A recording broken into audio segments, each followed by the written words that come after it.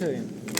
Bueno, ahora vamos a terminar las clases que van a ser incluidas en el examen de la segunda fase, que es ojo, oído y tegmental. Sobre esto también a lo largo de las prácticas ya hemos estado conversando, que efectivamente necesita el conocimiento para permitir la mejora. El ojo, como les dije ya en algún momento, se forma de varias partes. Una, la más importante, es una extensión del sistema nervioso central, cuando todavía está el tubo neural dividido en estas tres porciones: prosencéfalo, mesencéfalo y lipoencéfalo. Es decir, cuando todavía está el prosencéfalo, empiezan a aparecer hacia los lados, miren, estas vesículas, que son extensiones del sistema nervioso, para formar inicialmente lo que va a ser la vesícula óptica. Externamente están recubiertas por ectodermos. Cuando ya el prosencéfalo se divide en estas dos partes, que es el telencéfalo y el diencéfalo, estas emergencias van a quedar a parar a la altura del diencéfalo. Esta formación de estas vesículas ópticas en el desarrollo de ese sistema nervioso central van a emerger a partir del diencéfalo, luego que inicialmente lo habían hecho el prosencéfalo. Esta vesícula luego va a convertirse en una copa óptica. Esta copa va a tener una depresión importante. Les di una bolsa plástica, de olvidar traer una bolsita para explicar. ¿Dónde guardan su mandil?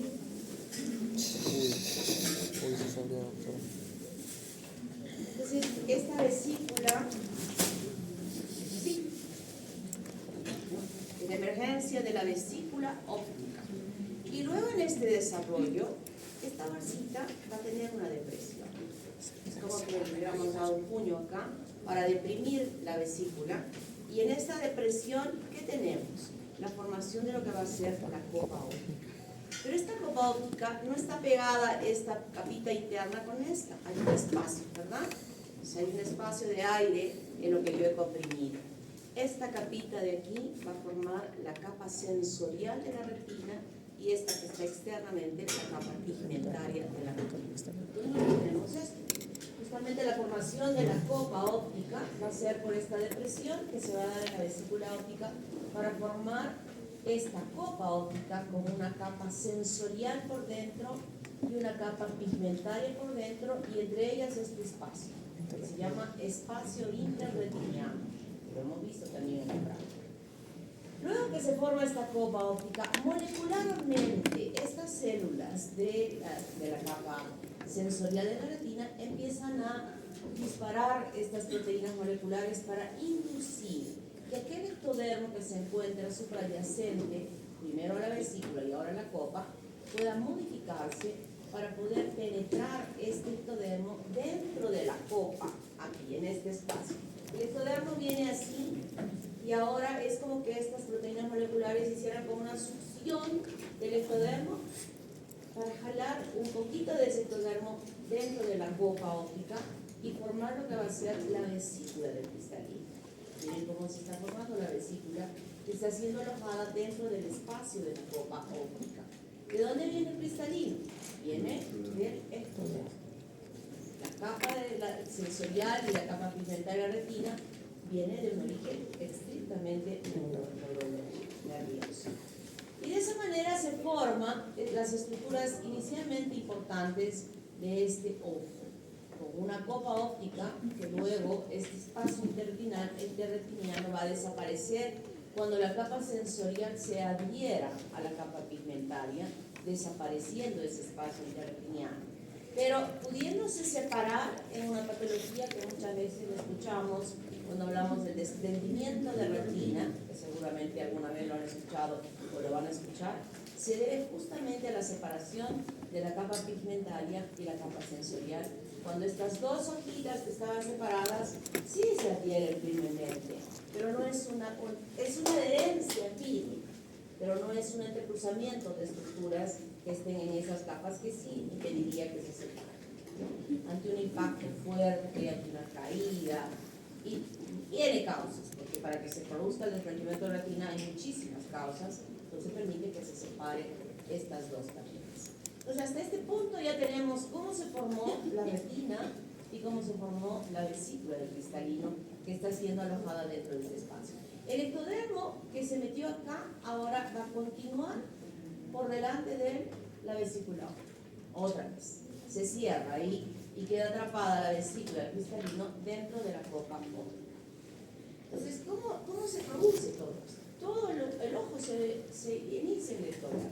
Un ectodermo que va a formar la placa neural, un ectodermo que de esta placa neural va a formar justamente el tubo neural, y de donde hemos visto se va a desarrollar la vesícula óptica inicialmente, y luego la copa óptica, y donde se forma la retina con su espacio interretiniano y también la capa pigmental y la sensorial. De esta misma placa neural, en los extremos ya sabemos que se forman las células de la cresta neural. Estas van a dar origen a la esclerótica y a la colóides, las células de la cresta neural, además de otras que yo voy a ir nombrando después. Luego, esta placa neural induce a que el ectodermo pueda formar el cristalino. Se forma inicialmente la placa y luego ya la vesícula del cristalino, que va a dar lugar a la formación del cristalino. Y externamente este ectodermo va a formar el epitelio de la córnea. Y habíamos visto que el estroma y el endotelio de la córnea, ¿de dónde se formaba?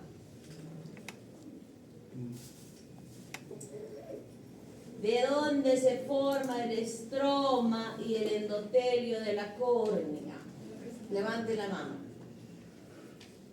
De la cresta. Ay. ¿Ese examen de esta semana? No. Ya pasó ese examen. Pero viene el examen de casa. ¿Cómo se llama, niña? Delgado Gabriela. Delgado.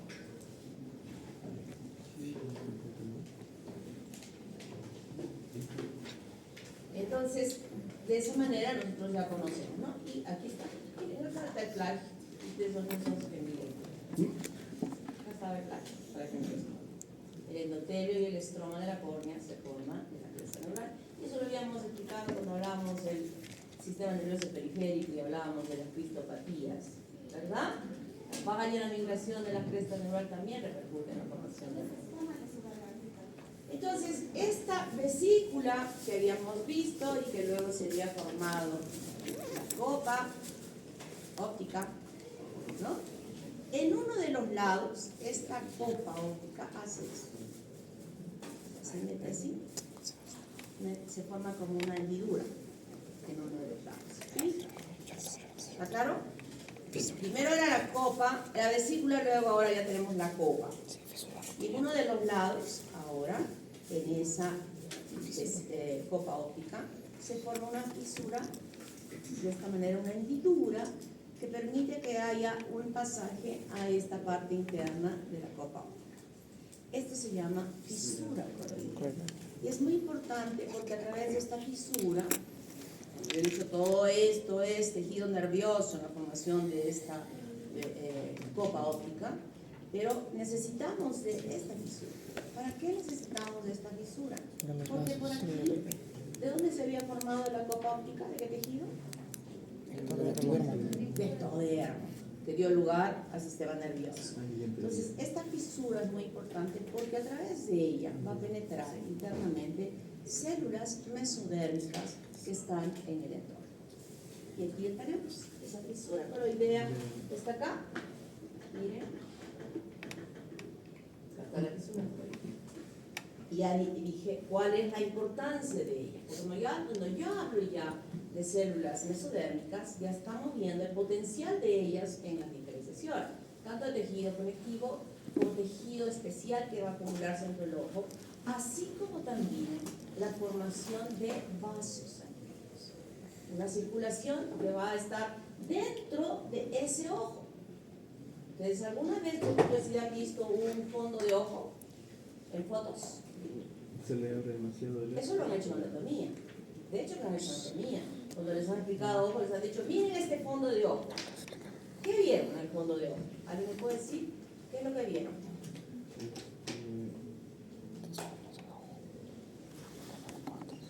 Estoy casi segura que se los han enseñado.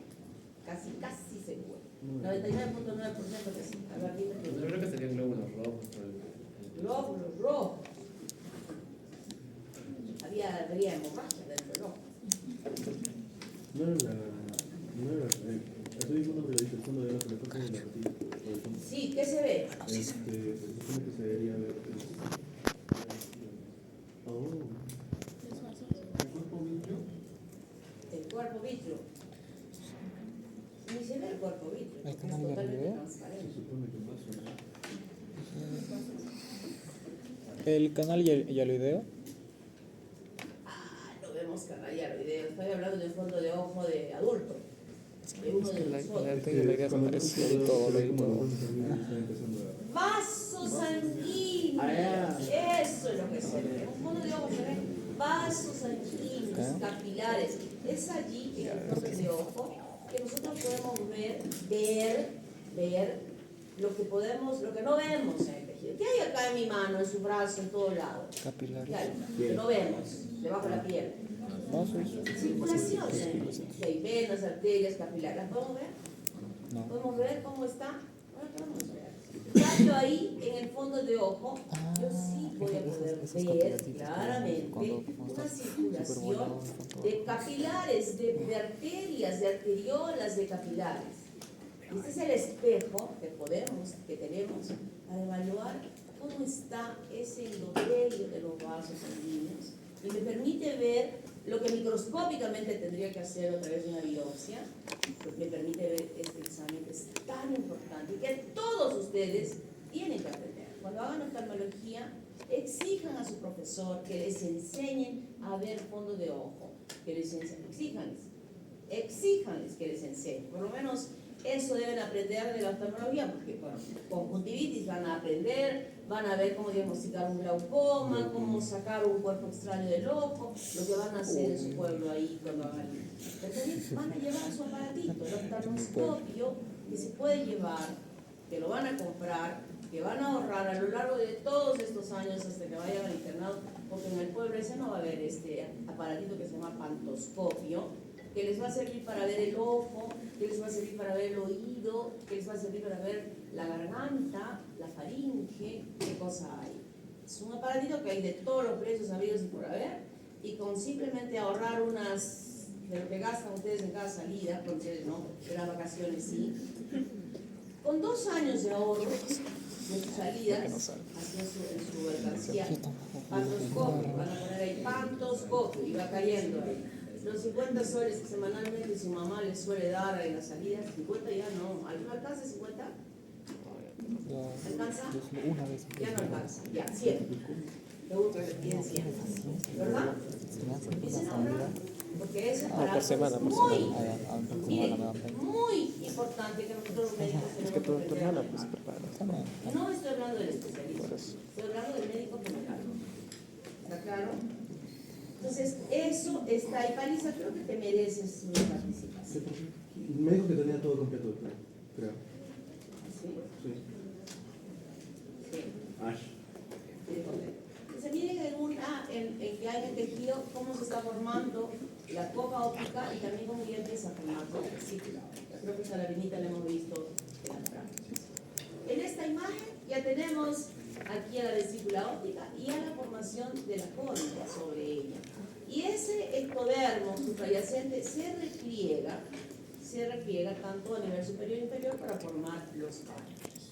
Todas estas partecitas que tiene el ojo, que se les hemos enseñado en la práctica, ¿verdad? Yo les he dibujado un ojo bien completito y creo que todos sus profesores se los han dibujado con todas sus partes. ¿No? Muy bien. Entonces tenemos aquí al ectodermo que se está formando y a la vesícula del cristalino. Inicialmente es una vesícula, esta sería la capa sensorial y por aquí la capa pigmentaria y esta cosita de aquí, el espacio interretiniano. Entonces luego que se formó ya la vesícula, ¿por dónde había ingresado esta red de estas celulitas mesodérmicas para formar esto? Por la vesícula. Y la vesícula tiene la parte posterior de ella, ya desaparece la cavidad dentro de la vesícula del cristalino y la capita posterior se empieza a extender, a elongar.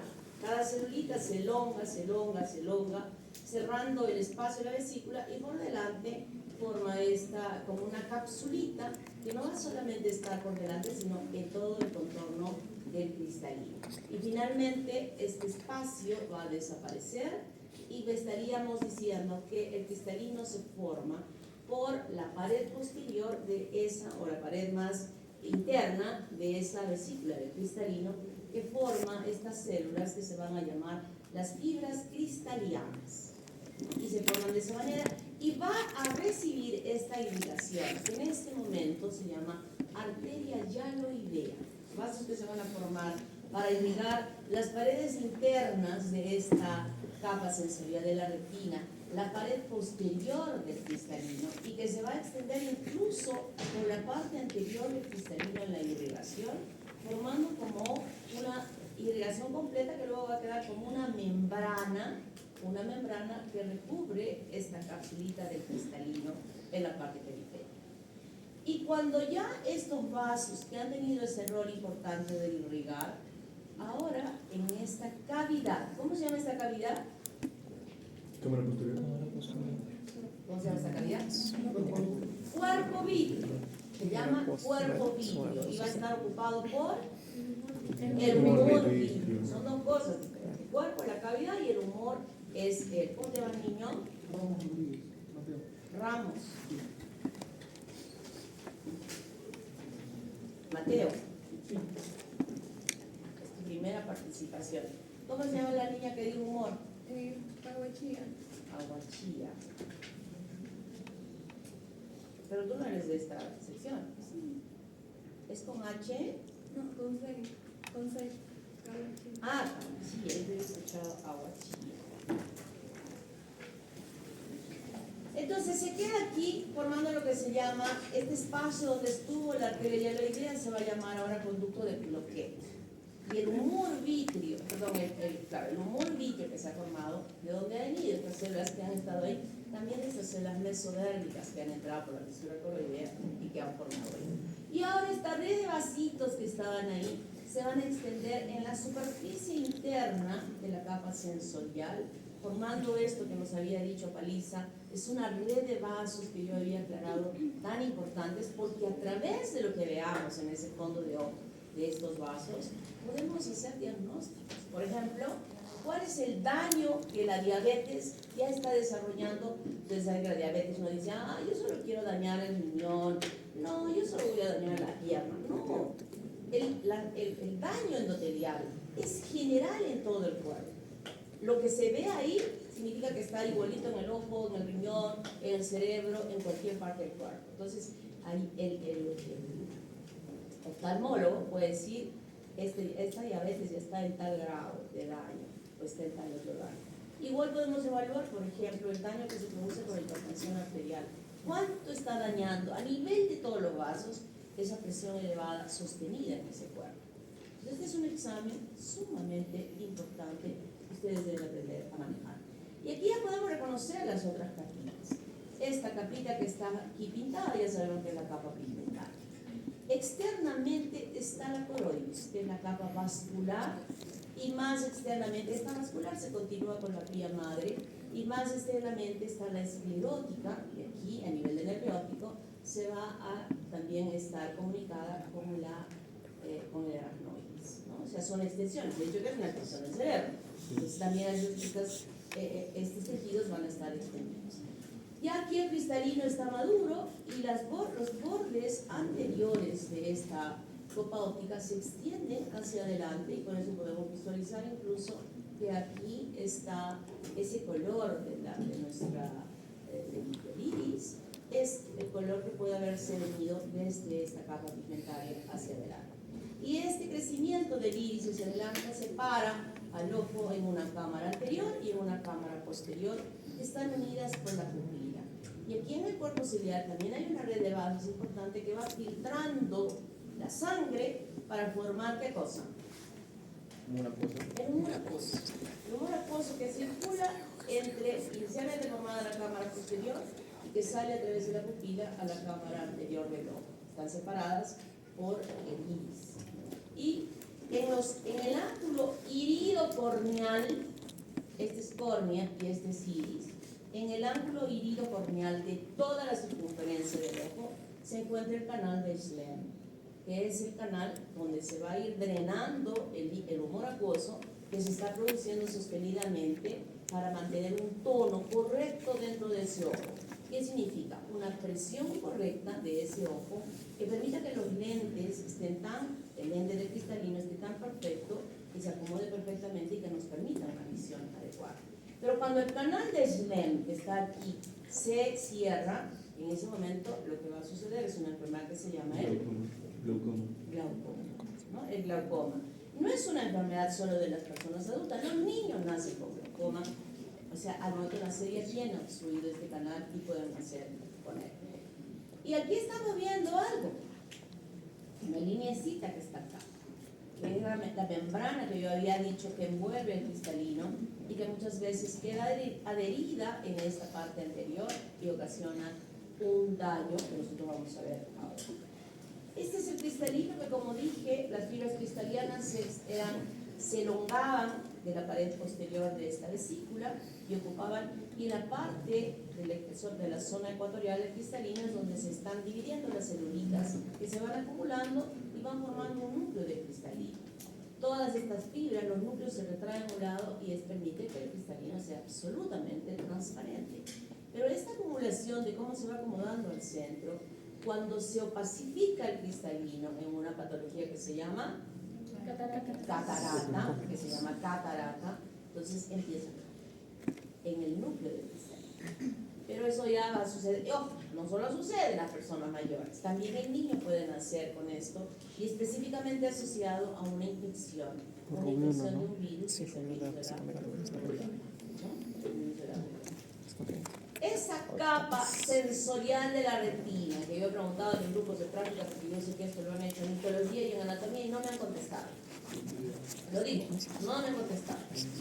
Los conos y bastones están pegados hacia la capa pigmental. Luego están las células bipolares y externamente, hoy diríamos internamente, o sea, hacia la luz de la cavidad, están las células ganglionares, cuyas extensiones, ustedes la han visto en la práctica, es una capita rosadita muy clara que está revistiendo la pared interna y todas ellas van así, dirigidas así, y luego vienen para acá. Bonitas. Las células ganglionares son las extensiones para formar justamente el nervio que se va metiendo para formar el nervio. La capa pigmentaria, como dije, se extiende hasta acá, ¿no? Se extiende hacia adelante y en ellas va a formar el iris y aquí se forma al músculo del iris. Músculos que se forman del mesodermo circundante, que tiene la función de cerrar y abrir la pupila para permitir que entre menor o mayor luz. Aquí está el canal de Schlemm, S-C-L-E-M-M, Schlemm.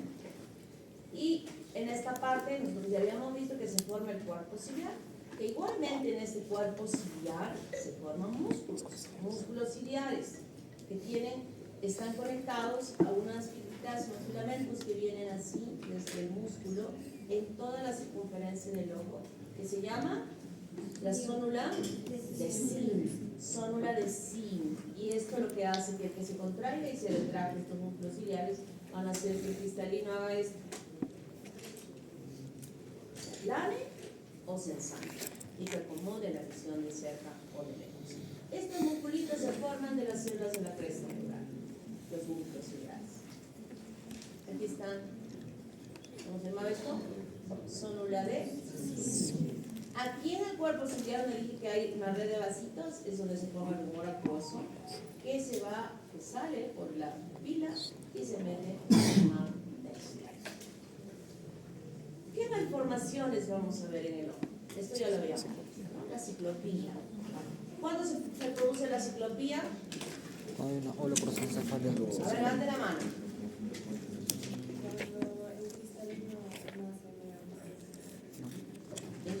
¿Cuál es la causa importante para la ciclopía? ¿Cómo se llama la enfermedad? Holoprosencefalia, que es el desarrollo lento de la masa cerebral. ¿Cómo se llama, niña? Mala. Holoprosencefalia. Holoprosencefalia. Entonces ahí crece lenta la masa cerebral, no se forma el proceso frontonasal adecuadamente Y este recorrido que hace el ojo desde la parte lateral no tiene un límite. Sigue creciendo y se aproximan. Y aquí le va a crecer este cachito. ¿Se llama? Levante la mano. Proboscis. ¿Cómo te llamas, niño? Llamosas. Creo que ya estás completo, ¿llamosas? No sé dónde. Uy, regálame tu Te puntito. faltaba uno. Ah, ya. Cataratas. Diga cataratas. Se ve el cristalino blanco. El cristalino blanco. Porque se puede ver la córnea blanca. Cuando el cristalino se ve blanco se llama catarata. Y cuando la córnea se ve blanca se llama, ¿qué se llama? No sé. Leucoma. Leucoma. ¿Cómo qué? Aniridia. ¿Sí? El iris. Iris. Coloboma. Leucoma. Esta fisura coroidea que yo había dicho que se abría, ¿Cómo te ¿sí? explico? ¿No? El Le hemos leucoma es dicho esto. acá. Claro, o sea, cataratas cristalinas, pero leucoma de Acá estaba la copa y aquí estaba la fisura, ¿verdad? Y habíamos dicho que permitía que ingresase. Pero no, se cierra Coloboma. completamente. Se cierra. La fisura coroidea se cierra. Y solamente ahora tenemos una copa que está alojando el cristalino y que esto se ha cerrado completamente. Pero cuando no se cierra, forma el coloboma. Entonces aquí no se cerró completamente. Aquí más amplio todavía. Miren, este ojo tiene, ¿qué es esto? Catarata y tiene Coloboma. coloboma. Coloboma. Un poco el coloboma. Por no cierre de la fisura coroidea. Este no cierre no solamente se ve, y puede extender incluso hasta los párpados. Pueden ser corregidos por estética para que no se note esta apertura. Y esa membranita, esa irrigación que se había formado por delante del cristalino, que dije que se formaba en todo el borde cristalino, y que luego todos los vasitos desaparecen completamente, pero pueden formar una membrana que no desaparece y fija la apertura de la pupila. O sea que esta membranita está acá. Y aquí nosotros tenemos que diferenciar. ¿Es una persistencia en la membrana pupilar? Pues un coma. Entonces, tiene que hacer un buen diagnóstico, porque las dos van a tener diferentes tratamientos. Aquí lo único que se va a hacer es cortar acá los bordecitos de la membrana, retirar la membrana y ahora la pupila va a tener la libertad de poder abrirse y cerrarse sin ningún problema. Glaucoma también. Y qué terrible. La presión del ojito es tan intenso que ha empezado a aumentar dentro de su ojo, rompiendo esta capita blanca. ¿Cómo se llamaba la capita blanca que recubre el ojo? La esclerótica. La va rompiendo. Debajo de la esclerótica que había la coroides. Y debajo de la coroides está la capa pigmentaria. Y se está exponiendo la capa pigmentaria porque está aumentando la presión y entonces terriblemente, al menos sabemos que en la persona es terriblemente doloroso. Y lo que se tiene que hacer aquí es sacar el ojo. Ya no hay forma de arreglar este ojo. Se tiene que enuclear el ojo. Y la enucleación es muy importante. ¿Por qué es importante la enucleación? Porque el ojo, que se los dije en algún momento en las primeras clases, les dije que el testículo y el ojo eran órganos que estaban totalmente aislados del sistema inmunológico. ¿Se acuerdan? Entonces el hecho que se rompa expone los antígenos de los componentes, las proteínas que forman ese ojo al sistema inmune. ¿Y qué va a hacer el sistema inmune? Por simpatía oftálmica empieza a dañar al ojo bueno. Entonces para proteger el ojo bueno se tiene que sacar este ojo. Y cuando se saca, el oftalmólogo lo hace muy bien, deja los músculos que están insertados en el globo ocular y que permiten el movimiento, no los corta en esta parte de la raíz, sino los corta en aquella parte que está insertada en el ojo, dejando los músculos ahí que siguen obedeciendo a lo que uno ordena en movimiento. Entonces se utilizan las prótesis oculares. Nació sin ojos. ¿Alguien va a pensar que no tiene ojos? En este caso, basta que haya alguna alteración en el ojo, se pierde la visión. Se pierde. Entonces aquí le tienen que dar un enucleado a este ojo y le ponen todos estos casos, miren, lo de abajo es lo correcto. Y por pensar, este señor, por ejemplo, este ojo ya no ve bien. Entonces, por si acaso esto no está mal escrito, sino es en portugués. No van a criticar que he escrito a mano. Es en portugués, ¿no? Entonces se le quita, se hace la enucleación. Y esto es muy importante, sobre todo en los niños, que se tiene que sacar y poner, cambiar prótesis, porque el crecimiento del tamaño del ojo es importante para que exista una armonía en la formación de la cara y que no se forme asimetría. Si no se hace esto, esta parte puede estar aplanada y el otro bien, entonces para evitar eso, y conforme va creciendo ese niño, se van cambiando las prótesis para que no haya esta alteración. ¿Alguna pregunta? Ahora vamos a oír.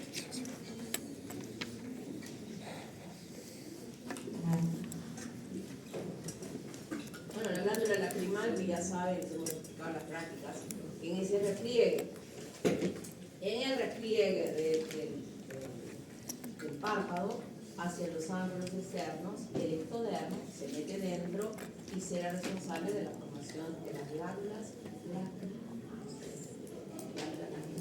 ¿Y quién formaba el estroma de las glándulas lacrimales? Células de la cresta neural, Málaga, ¿verdad? Por ser la última voy a repetir.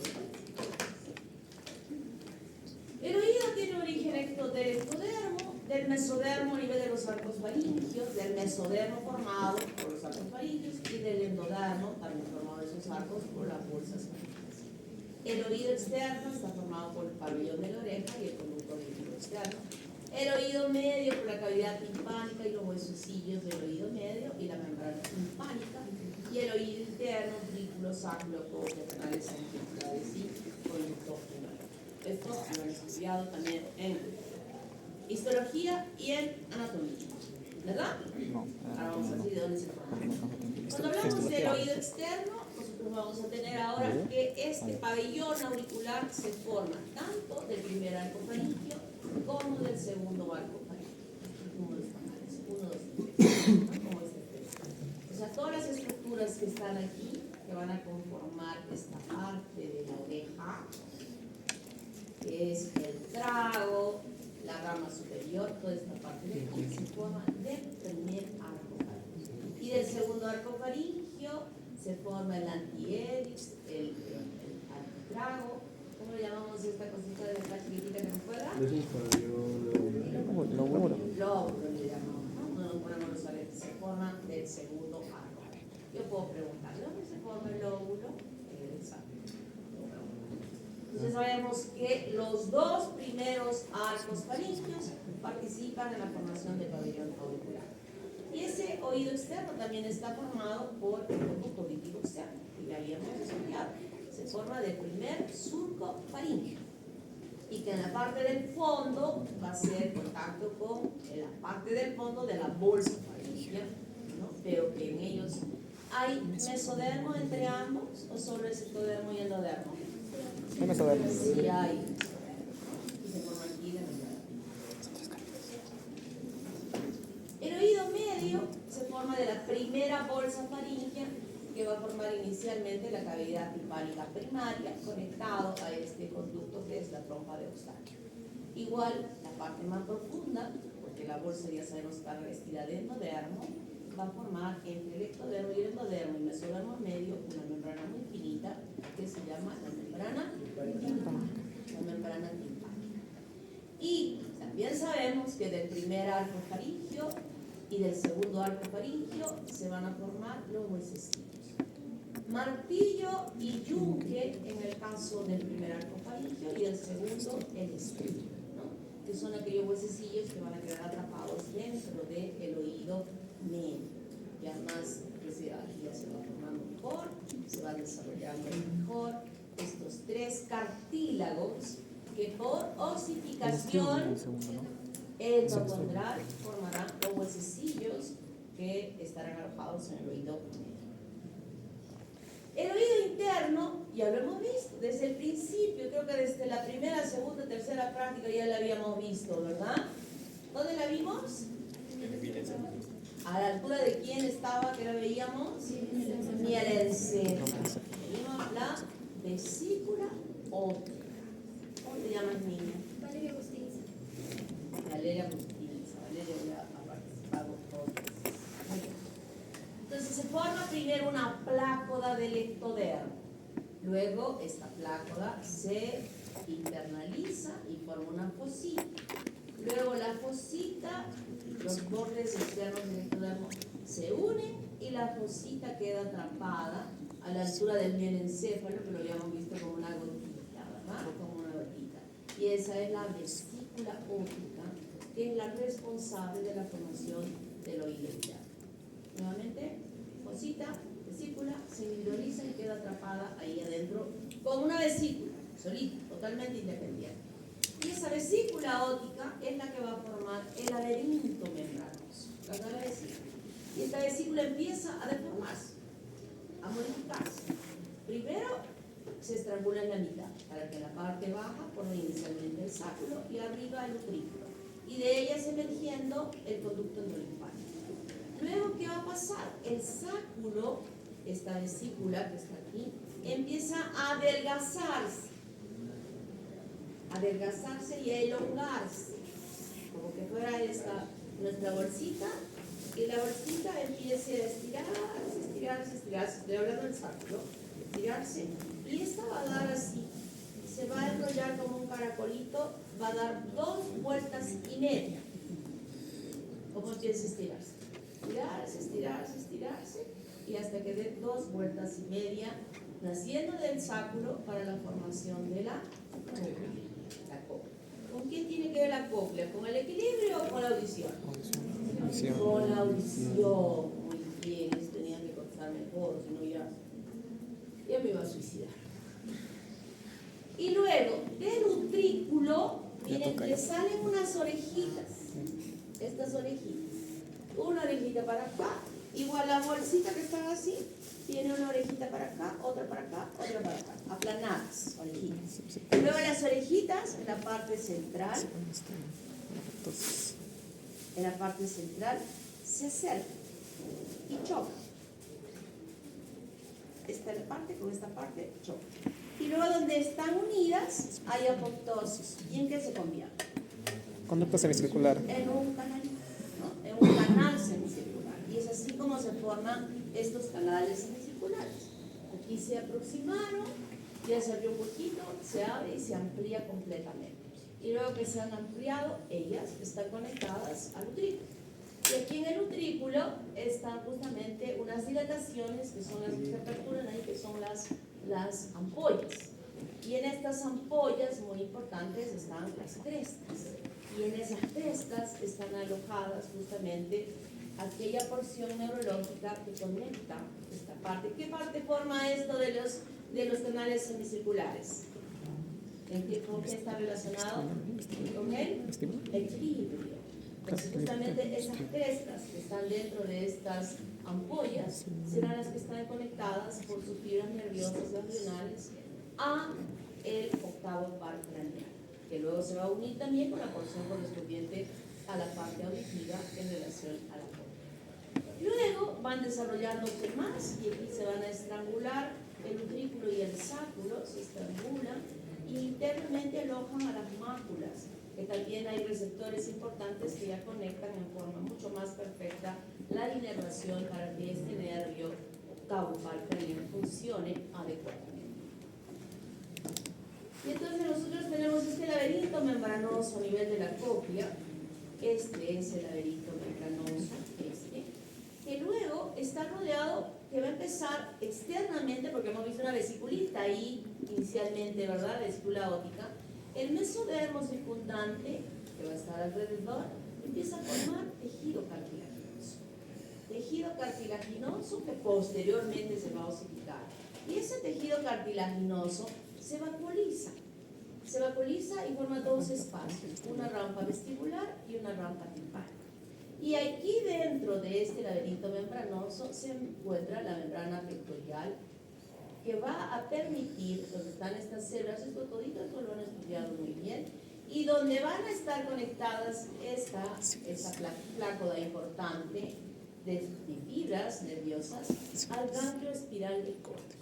Hemos visto en la práctica cóclea, cortecitos de cóclea, y ahí les he dicho, miren, el ganglio espiral del córtex parece un cometa.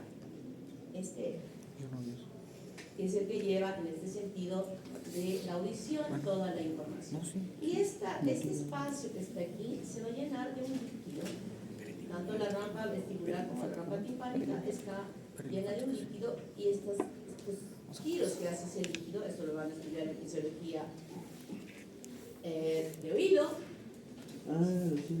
Si no lo estudian en fisiología de oído, lo van a estudiar en otorrinolaringología. En su plan de estudios, en el 10º semestre. Sí, llego. Cuando les van a preguntar,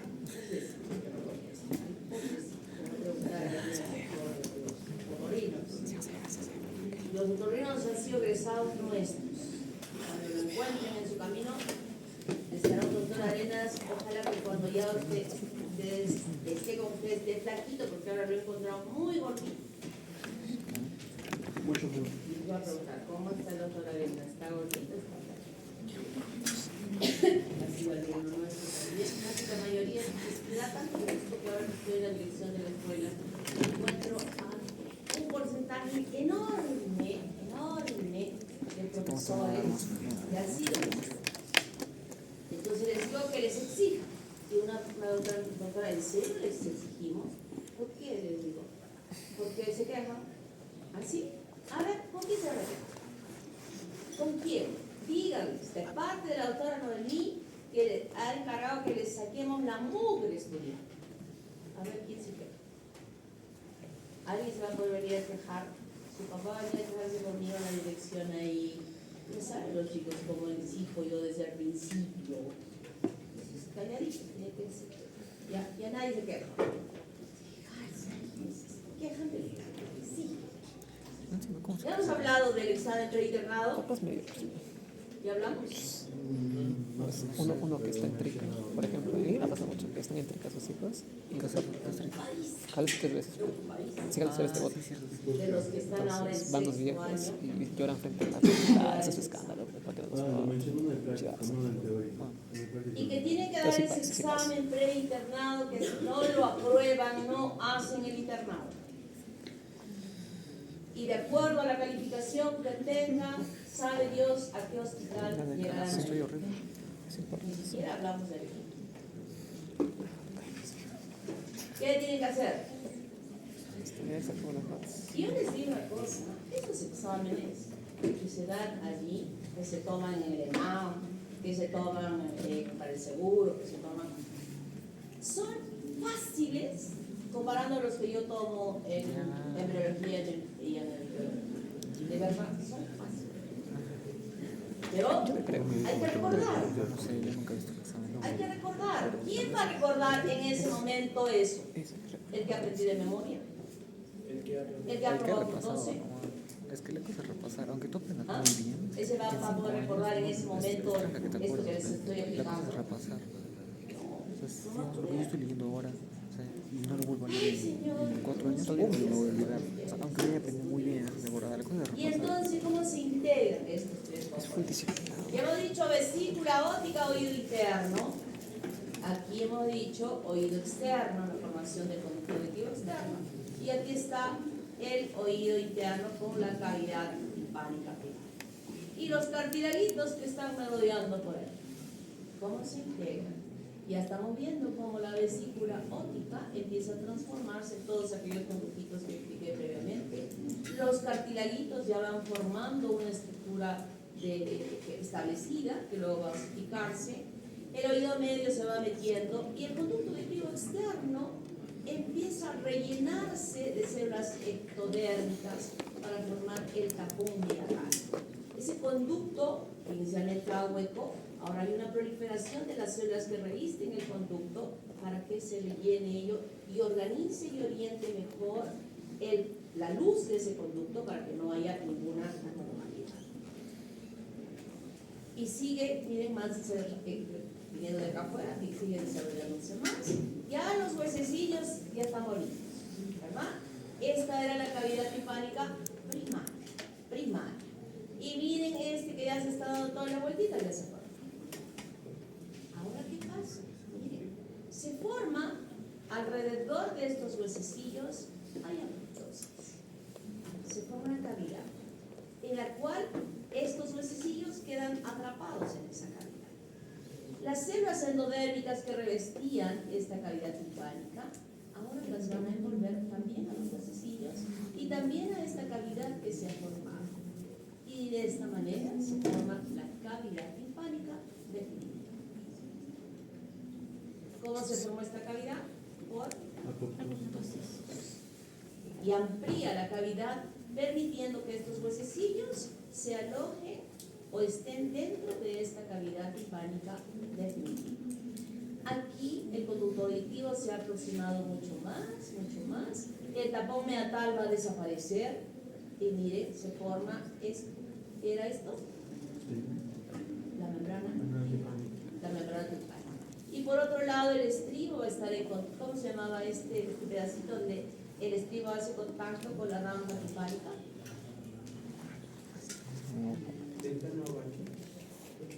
Muy bien, ¿cómo se llama? Cutipacero. De verdad me está preocupando mi equipo acústico, ¿eh? Aunque ya saben que tengo un especial para exámenes, ¿no? Eso me lo uso para exámenes. Escuchar si a ver están corrigiéndose. Frente, porque acá escucho pues todo amplio. Sí, ¿no? Y miren, de esta manera se forma ya completamente. Y aquí hay esta comunicación que se llama, que va a la faringe, la trombosis. ¿Qué malformaciones congénitas vamos a encontrar aquí? Apéndices auriculares múltiples que no se han resolvido en esta formación del pabellón auricular. Y se ha visto que hay una frecuencia en aquellas personas que se les encuentra estos apéndices auriculares que puedan también estar presentando una malformación del aparato renal, del sistema renal. Atresia del meato auditivo. ¿Cómo se llamaba lo que rellenaba el conducto auditivo externo? El meato, el tapón meatal. Si no se reabsorbe el tapón meatal normalmente, entonces ¿qué hay acá? Una atresia del conducto auditivo. Puede suceder. Apéndices auriculares múltiples, orejas congénitas, deformidad de tasa, eso se tiene que corregir, porque sobre todo cuando las mujeres tapamos con nuestro cabello la oreja, pero los hombres siempre tienen la oreja descubierta. Entonces, por estética, porque se sienta bien, porque emocionalmente no se afecte, porque se va a afectar, entonces hay que corregir. Todas estas malformaciones deben corregirse. Oreja derecha que no ha sentido. Inicialmente acá era el primer surco, ¿verdad? Y obviamente alrededor de él se forma la oreja y luego tiene que ascender a la misma altura de la comisura externa del ojo. Debe estar la implantación de esa oreja. Y eso tenemos que observar. ¿Por qué? Porque puede haber implantaciones bajas y están asociadas a síndromes congénitos genéticos. Tenemos que estudiar. Microtia, oreja chiquita. Esto ya, la cirugía estética de este nivel ha avanzado muchísimo y ya, solo que es pobre, no resuelve su problema. Dice que no hay mujer hermosa, ¿no? Sino mujer pobre. Desarrollo del sistema tegmental. Comentario fuerte. Claro, aquí todos se ríen porque es universidad privada, claro, porque fue un chiste en la UNSA. Se ponen hasta los pectorales ahí, se ponen brazos, ¿no? Ya no hay diferencia entre nosotras especies que diferían de nosotros. Esos chistes se notan. Se hace lipo, lipo. ¿Te la pusieron? Ya la lipo ya no es solo de las mujeres, también es de los hombres. No entiendo, simplemente ver gimnasio y Entonces caminar ya la 40 belleza minutos, es de la no belleza se asocia a la yo pobreza. soy muy flojo, pero a mí Ya no me estoy hace haciendo. una ¿Cuántos lipo. van Yo a sé, hacer sus manos obeso. ya? Nadie va a hacer su. Yo ya iba a estar contratando al cirujano plástico y me levantaba la mano.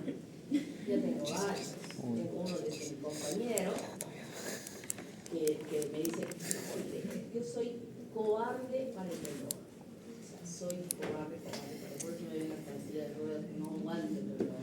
¿Qué me importa que me miren en silla de ruedas? Pero es que el dolor es terrible, terrible. Entonces, yo no aguanto eso. Tú es particular. Tengo alumnos, Pero yo juego el todo. un montón de alumnos. Ya si no he dicho nada, Que está son fácil. No cirujanos. puedo tampoco. Sabes que me encuentro, les digo, ¿cuántos? Cuando quiera, doctora. En momento que todavía no necesito. Y gratis, ¿ah? No seguro que veo que se me va a cobrar. Bueno, vamos a hablar ahora del tegumento. El origen ectodermis es de la cresta neural a nivel del epidermis. Los dermátomos, dermis, ectodermo y dermátomo a nivel de las paredes. La piel, como ya sabemos, tiene dos componentes, que es la epidermis y la dermis.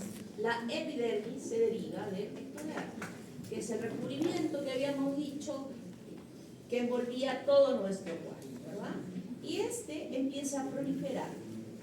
Pero la capita más externa la llamamos peridermo, que va a ser parte de cuando estas capitas empiezan a proliferar y a diferenciarse toda esta estratificación de la que ya han estudiado en histología, va a ser parte de lo que va a ser la capa core y se va a liberar. Luego, por debajo de esta epidermis, por debajo de ella, está el dermátomo, que habíamos visto que recubre toda la parte de nuestro cuerpo, aunque parte de esa dermis a nivel craneal se forma ¿de dónde?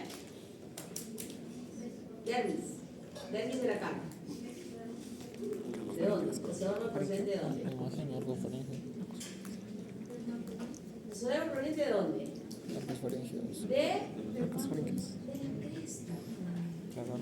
El dermátomo de la cara también se forma de la cresta neural. ¿Se acuerdan de esa imagen que les he pasado de color verde toda esta parte? ¿Se acuerdan? Hay una diapositiva donde todo está verde.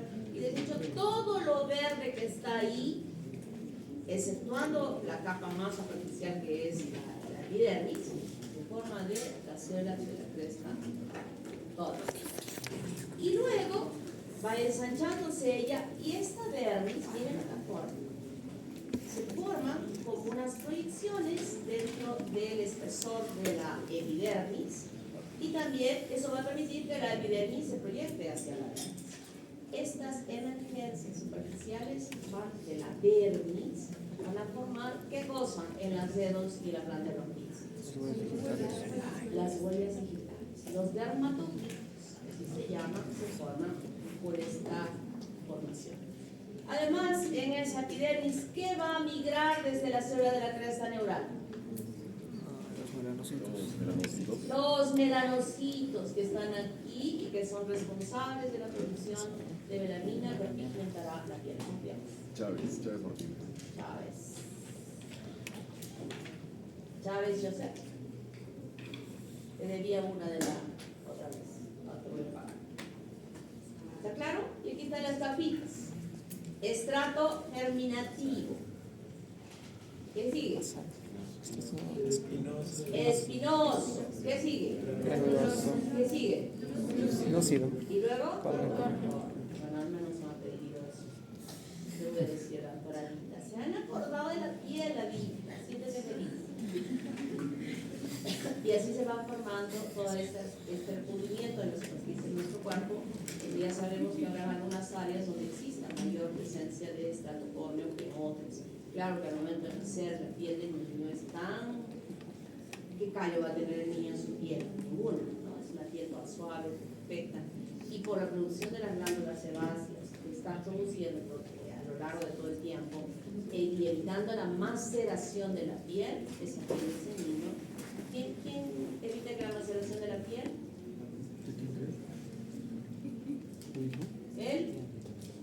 ¿cómo se llama? ¿Quién evita que la piel se macere 9 meses navegando en agua? No, está. Niño, La niño. La verniz gaseosa. La nariz gaseosa, un sebáceo. ¿Cómo te llamas? Álvarez Solís Claudio.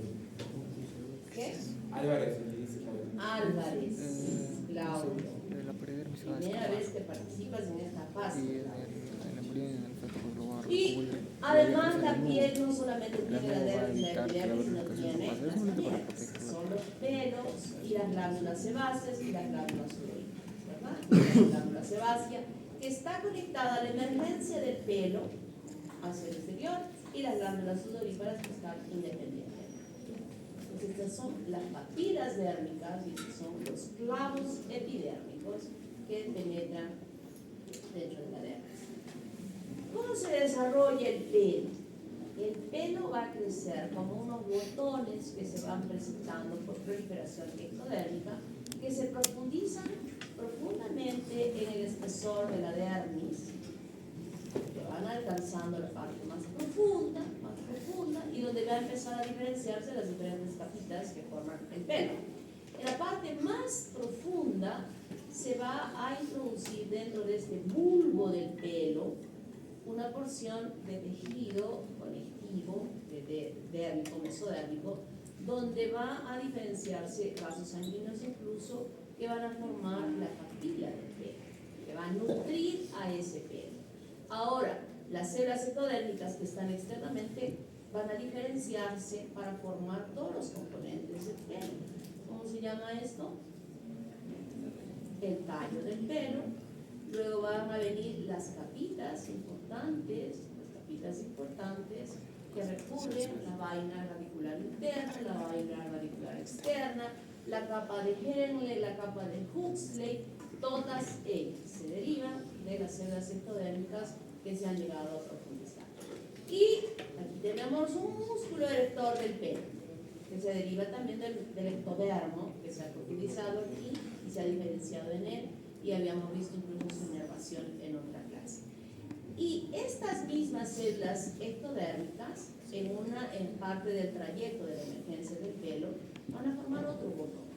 Un botón que la parte central del botón, revestida de ectodermo, se empiezan a diferenciar para formar las células sebáceas, para formar la glándula sebácea, cuyo contenido va a salir por el mismo orificio por donde emerge el pelo hacia la superficie.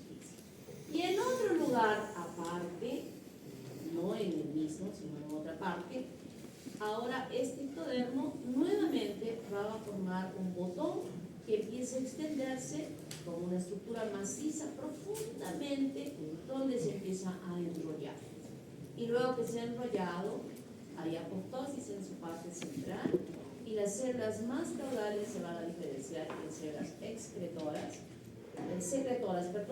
y este canal para la emergencia del sudor.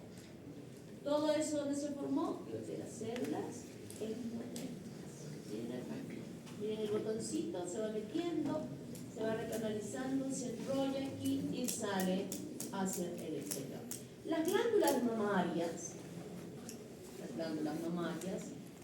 nosotros somos mamíferos, siguen la línea mamaria que nosotros hemos visto en nuestras perritas o nuestros perritos, que va desde la axila hasta la ingle, ¿verdad? Pero nosotros en la perrita hemos visto que aquí tiene full tetitas, ¿verdad? Pero nosotros lo tenemos dos, genéticamente está establecido que solo a nivel del tórax se desarrolle la glándula mamaria, que es exactamente igual, un botón que se profundiza y que se ramifica, formando varios conductos, que son los conductos galactóforos, y donde las células se van a diferenciar en células secretoras ya ordenadas en su producción a que tiene que ser leche. Miren, cuando se produce el botón, se profundiza y se forma una fosita. Así es el pezón. No es una fosita. El pezón es algo que sale hacia el exterior. Y esto, luego que se ha formado esta fosita, tiene que empujarse hacia afuera. Al momento de nacer, el niño ya muestra un pezón. Y obviamente va a ir creciendo, aún más cuando la mujer está en la etapa de la lactancia, y ya la glándula que está en reposo, que si ustedes lo han visto en la práctica, como hay una glándula mamaria en fisiología en reposo, donde se ve una glandulita por acá, otra glandulita por acá, otra por acá, y tejido conectivo entre ellas. Y también han visto glándula mamaria en actividad, donde no se veía nada de este tejido conectivo, sino solo eran glándulas, y obviamente esa glándula hace que el tamaño de la mama se incremente, ¿no?, durante la lactancia. Es absolutamente importante la preparación de este pezón. Miren cuándo están aprendiendo esto. El tercero de medicina, donde ustedes van a evaluar a muchas mujeres, o no gestantes, no estoy hablando de gestantes, estoy hablando de mujeres en general, que pueden haber nacido con el pezón deprimido, que no esté afuera.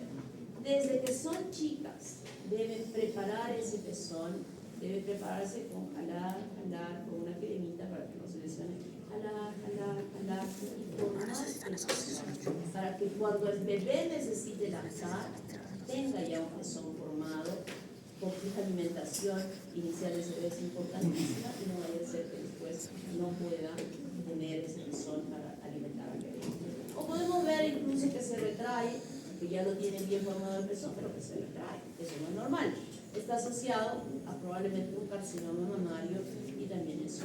Nosotros, todo lo que ustedes van aprendiendo sirve para que desde este momento en su entorno empiecen a hablar, a preguntar. De repente se han ido a una pijamada y le ven a su amiga, oye, no tiene pezón, tienes que hacer esto.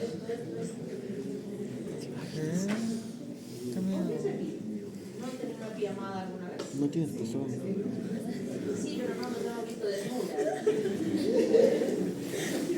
La uña, ¿cómo se forma la uña? En las bases distales de los dedos se empieza a formar la uña de un punto importante que es la raíz de la uña, de donde va a haber este crecimiento sobre un lecho unguial, sobre una superficie que es una acumulación de células ectodérmicas que van acumulándose y que modifican su estructura, y del extremo donde justamente está la raíz de la uña se llama eponiquio y el otro extremo se llama hiponiquio, ¿va? Y va creciendo el bebé cuando nace, incluso dentro del útero, sus uñitas que crecen se enrollan así, y cuando nacen son tan filudas que cuando el bebé es como el perrito, ¿has visto el perrito cuando lacta? ¿No? Lacta y jala y con su patita van haciendo así igualito es el bebé, igualito con sus manitos está ahí, está succionando y con sus manitos está apretando la mamá. Y si es que es un bebito que tiene las uñas, van a ver la tetita de la mamá toda rasgada. Son súper pequeñas. ¿Qué malformaciones podemos encontrar? Ictiosis grave. Este es un caso clínico que lo vamos a ver en la práctica, donde hay una alteración en esa. Hemos visto cómo nace el bebé, una piel tan suave, hermosa, húmeda, ¿verdad? Los niños nacen como que tuviera costras, piel seca, agrietada. Y esto es porque normalmente ese tejido amniótico no solamente es líquido, tiene full células que se están ya, a pesar de que recién van a nacer, se expolian. Entonces, cuando no hay exfoliación de la piel, se va acumulando esta capa, se cierran los poritos porque está seco, no hay sudoración, entonces es como una costra que recubre todo el cuerpo. Y el problema es en las texturas, o sea, no puede abrir, y cuando las abre puede cortarse la piel en surcos que infectan la piel. Luego tenemos un quiste dermoide, aquí, una hipertricosis lumbar, ¿asociada a qué? Espina bífida oculta. Ya tiene que completar, ¿no? ¿Cómo se llama? Delgado. Espina bífida oculta.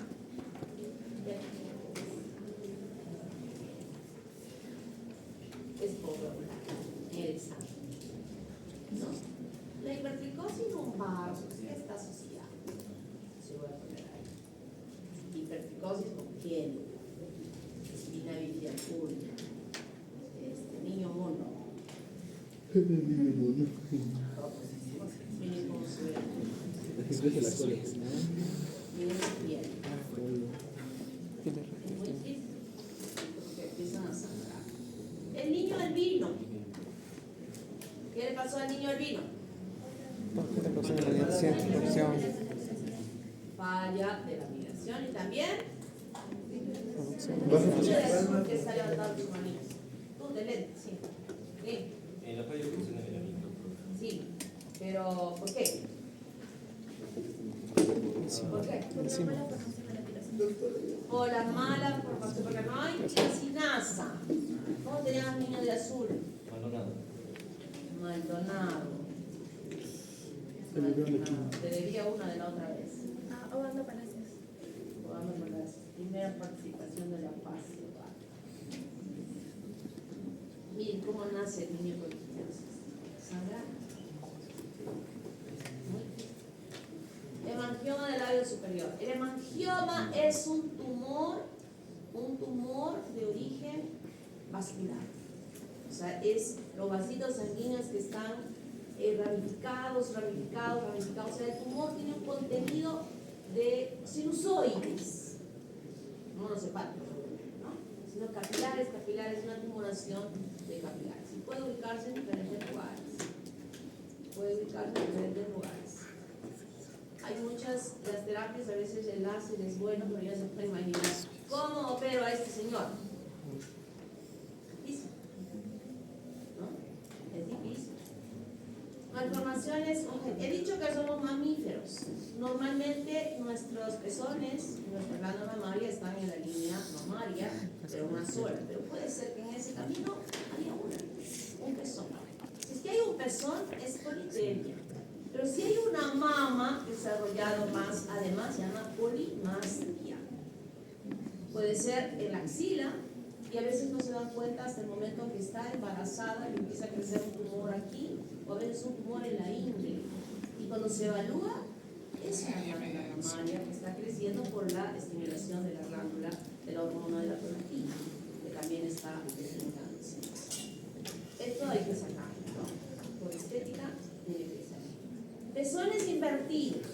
¿Qué tenemos que hacer con los pezones invertidos? Preparar. Desde, no, ese lapso de tiempo desde que se enteró que estaba embarazada hasta que dé a luz, esos 9 meses, ojo, no son suficientes para formar un pezón. No son suficientes. Entonces tiene que hacerlo desde más antes, como ni siquiera piensa que va a tener todavía un hijo. Obviamente piensa, tú, desde que es más joven. En la mamá, que si nosotros evaluamos a una niña así y vemos que está así, a esa mamá le tenemos que decir, señora, esto tiene que hacer con su niña. Y la niña tiene que acostumbrarse a hacérselo también para ver esto. Micromastia, es más chiquito esta que la de la derecha. Usualmente las mujeres tenemos una simetría, no es igual. Esta brazo, el que es diestro, todo mueve con esto, ¿no? ¿Y qué hace crecer este movimiento? El pectoral. Y el pectoral crecido hace que la glándula mamaria derecha sea un poco más grande. A veces es un poco ya muy evidente. Entonces tiene que ponerse aquí una prótesis de esponjita para que llene el cierre, ¿no? Es tan evidente que no se puede. O sea, ya se va a la playa y se siente mal. Se ve que hay una simetría. Entonces aquí la cirugía es muy avanzada muchísimo. Se puede, no habiendo dado a luz, no teniendo hijos, no se debe hacer este implante de mama. Por acá, no, porque puedo cortar los conductos galactóforos y estoy impidiendo que esta mujer pueda darle la carne. Este es un procedimiento que no se debe hacer en mujeres que no han tenido hijos todavía. Se puede colocar por aquí. Se puede colocar por aquí, en estas líneas que tenemos nosotros desde las líneas normales, se han levantado su axila, que hay unas rayas ahí, se corta ahí y por ahí, detrás del pectoral, sin dañar la glándula, igual cuando se coloca por acá, se coloca detrás de la glándula para que no dañe la glándula a futuro que tiene que darle la carne. Entonces se hace aquí y se coloca detrás del pectoral la prótesis. Pero lo más que no se hace Darwin mucho, dice, porque es muy déjenlo morir. complicado y es de las más costosas, es que se abre por el ombligo una incisión, el ombligo, y con una cuchillita y con un, ¿cómo se llama estos? Hay tipos que se ven.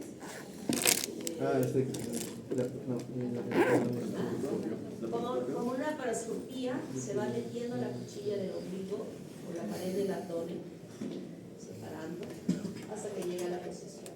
Y por ese mismo dispositivo se hace se mete en una bolsita especial y con contenido de suelo fisiológico se cierra la cirugía, que es la única que va a haber es en el ombligo, que ni siquiera se nota, nadie sabe de nada de que tiene una prótesis mamaria.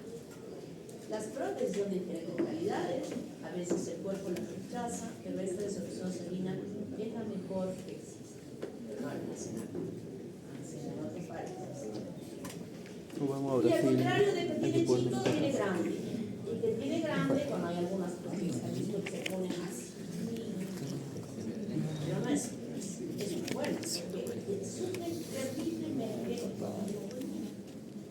el dolor de espalda, el complejo que las chicas ya caminan así porque les da vergüenza porque mucho la hacen, ¿no? Entonces se hace, pero en este caso sí, la cirugía es cruenta. Se hace una incisión acá, en esta parte de acá y una acá, y siempre queda la cicatriz, la huella de que esta niña ha sido metida comparativamente a la otra. La ginecomastia es el crecimiento de la glándula mamaria en el varón, que un porcentaje muy grande de los chicos en la pubertad hace esto. Pero luego evoluciona, pero algunos sí queda esto, y es importante hacer un buen diagnóstico y operar. ¿Por qué? Porque aquí puede desarrollarse un cáncer de mama en el varón si es que no le llega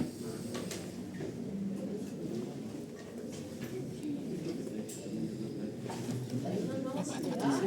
¿Alguna preguntita? ¿Hay alguna preguntita? Niños, por favor. Solo les pido que es